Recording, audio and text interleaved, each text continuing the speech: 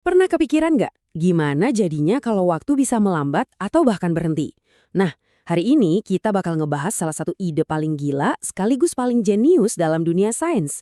Sebuah konsep yang saking anehnya sampai jadi plot utama film blockbuster. Kita akan ngomongin gimana gravitasi, iya, gaya yang sama yang bikin kita nempel di bumi, ternyata bisa membengkokkan waktu itu sendiri. Kalau kamu nonton film Interstellar, pasti ingat adegan ikonik ini kan? Para astronot mendarat di sebuah planet, mereka ngerasa cuma sebentar, mungkin sekitar 1 jam. Pas balik ke kapan induk, ternyata rekan mereka udah nungguin selama 7 tahun. Dan ini bukan cuma drama Hollywood loh. Ini beneran didasarkan pada fisika yang nyata. Pertanyaannya, gimana ceritanya? Gimana bisa gravitasi yang kita kira cuma soal tarik-menarik benda, punya kuasa buat ngatur-ngatur waktu? Nah, ini dia misteri yang akan kita pecahin bareng-bareng. Dan percaya deh, jawabannya bisa jadi bakal mengubah cara kamu melihat alam semesta selamanya. Oke, pertama-tama kita bedah dulu misteri waktu di film Interstellar ini. Sebenarnya apa sih yang terjadi di sana dari kacamata sains? Oke, banyak dari kita mungkin pernah dengar istilah paradoks kembar. Intinya kalau ada dua orang kembar, terus yang satu pergi keluar angkasa pakai roket super cepat mendekati kecepatan cahaya, pas dia balik ke bumi, dia bakal lebih mudah dari kembarannya. Nah, itu namanya dilatasi waktu karena kecepatan. Tapi yang di Interstellar itu beda lagi. Film itu pakai konsep dilatasi waktu karena gravitasi. Jadi masalahnya bukan di kecepatan roket, tapi karena mereka deket banget sama sesuatu yang gravitasinya luar biasa kuat. Nah, biar kita ngerti gimana gravitasi bisa melambatkan waktu, kita harus bongkar dulu pemahaman kita yang paling dasar soal gravitasi itu sendiri. Jadi, gravitasi itu sebenarnya apa sih? Apa benar itu cuma sekedar gaya tarik? Dari kecil kan kita udah tahu ya cerita Isaac Newton sama apel yang jatuh di kepalanya. Teorinya bilang gravitasi itu gaya tarik-menarik antara dua benda, makin gede masanya, makin kuat tarikannya. Simple, dan kedengarannya masuk akal banget kan? Tapi, ada satu keanehan yang teori ini nggak bisa jelasin sepenuhnya. Coba deh bayangin eksperimen ini. Di dalam sebuah ruangan hampa udara, di mana nggak ada angin sama sekali, kita jatuhin bola bowling yang berat sama sawai bulu yang ringan banget. Dan ternyata, keduanya nyampe ke lantai di waktu yang persis sama. Aneh kan? Kalau gravitasi itu gaya yang narik benda berat lebih kuat, harusnya bola bowling jatuhnya lebih cepat dong. Nah, keanehan inilah yang jadi petunjuk kalau ada sesuatu yang lebih dalam dari sekedar gaya tarik. Disinilah Albert Einstein muncul dengan ide yang, wah bener-bener radikal. Menurut dia, apa yang kita rasain sebagai gaya gravitasi itu sebenarnya bukan gaya sama sekali. Itu cuma sebuah ilusi. Einstein ngajak kita buat berandai-andai. Skenario pertama, bayangin kamu lagi di dalam lift terus talinya putus. Selama lift itu jatuh bebas, kamu bakal ngerasa melayang. Nggak ada bobot, persis kayak astronot di luar angkasa. Sekarang skenario kedua, lift yang sama ada di luar angkasa yang kosong, terus didorong ke atas dengan percepatan. Kamu pasti bakal ngerasa badanmu ketekan ke lantai lift kan? Rasanya persis kayak gravitasi di bumi. Nah, ini dia intinya. Efek dari gravitasi itu nggak bisa dibedain dari efek percepatan. Jadi, kalau gravitasi bukan gaya, terus apa dong? Einstein ngasih jawaban yang luar biasa. Gravitasi adalah kelengkungan dari jalinan realitas itu sendiri. Sesuatu yang dia sebut ruang waktu.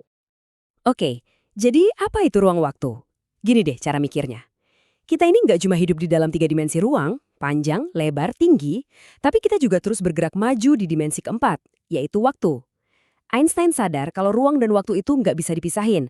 Keduanya itu satu kesatuan, kayak selembar kain 4 dimensi yang membentuk alam semesta kita. Coba bayangin, jalinan ruang waktu ini kayak selembar kain karet raksasa yang direntangin kencang banget. Kalau nggak ada apa-apa di atasnya, permukaannya ya datar-datar aja, lurus. Benda apapun yang gerak di atasnya bakal jalan lurus. Nah, sekarang coba kita taruh benda berat, misalnya bola bowling, di tengah-tengah kain karet tadi. Apa yang terjadi? Kainnya pasti jadi melengkung kan? Bikin cekungan di sekitar bola itu. Ya, persis itulah yang dilakuin sama planet, bintang, dan galaksi. Masa mereka membengkokkan jalinan ruang waktu? Jadi, yang kita rasain sebagai gravitasi itu sebenarnya cuma sensasi pas kita bergerak ngikutin kelengkungan itu. Bumi itu nggak bener-bener narik kita ke bawah pakai gaya misterius. Tapi, masa bumi yang gede itu melengkungkan ruang waktu di sekitar kita, dan kita cuma ngikutin jalan pintas di ruang waktu yang melengkung ini, yang kebetulan arahnya ya ke pusat bumi. Oke, ini kedengarannya gila dan abstrak banget ya kan? Tapi ini bukan sekedar ide iseng. Einstein ngasih prediksi yang bisa diuji, dan teorinya ini punya konsekuensi yang sangat nyata buat kehidupan kita sehari-hari. Einstein bikin prediksi yang super berani pada masanya. Dia bilang, kalau teori saya benar, kalau ruang waktu itu emang melengkung, berarti cahaya pun harus ikut melengkung pas lewat di dekat benda yang masanya gede kayak matahari.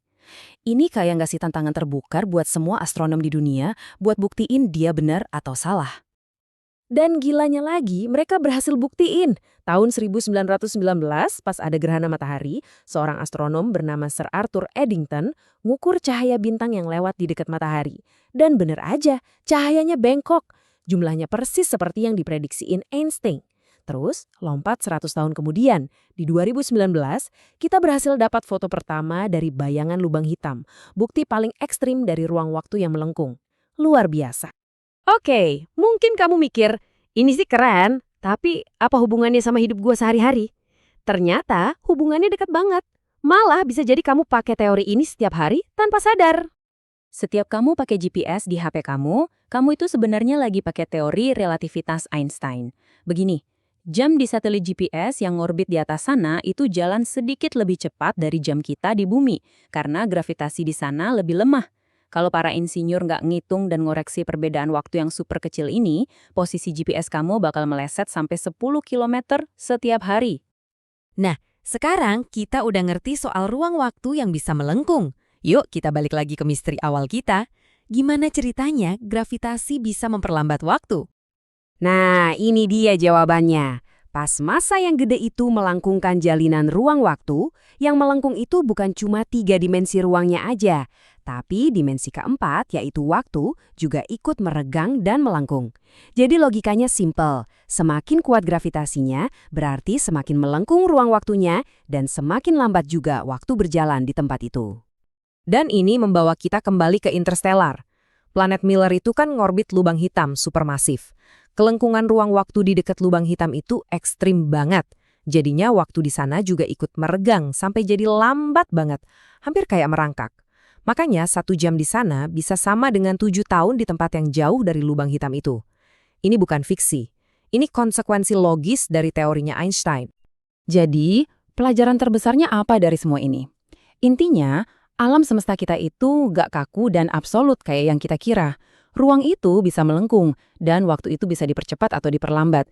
Keduanya itu kayak panggung yang dinamis, yang bentuknya selalu berubah tergantung materi dan energi apa yang ada di dalamnya. Kita baru aja lihat gimana satu ide dari satu orang bisa ngubah total cara kita memandang realitas. Ini bikin kita mikir kan?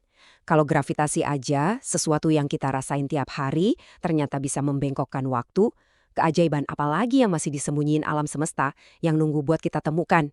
Terima kasih sudah